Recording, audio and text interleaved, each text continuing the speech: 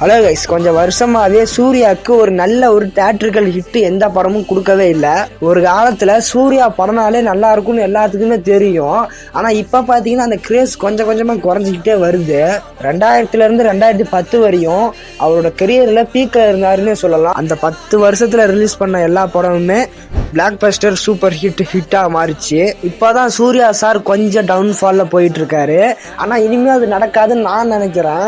ஏன்னா 2026ல பாத்தீங்கன்னா ஒரு பயங்கர லைனப்போட இருக்காரு சூர்யா. ஜனவரியில பாத்தீங்கன்னா சூர்யாவோட கருப்பு ஆர்ஜே பாலாஜி டைரக்ட் பண்றாரு. இது நல்ல ஒரு மாஸ் ஆக்ஷன் பிலிமா ரெடி ஆயிட்டு வருது.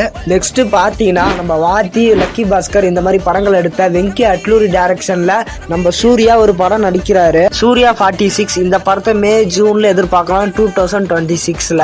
அது மட்டும் இல்லாம நம்ம ஜீத்து மாதவன் ஆவேசம் டைரக்டர் கூட ஒரு படம் பண்றாரு, சூர்யா 47. இந்த படம் பாத்தீங்கன்னா 2026 லாஸ்ட்ல எதிர்பார்க்கலாம்.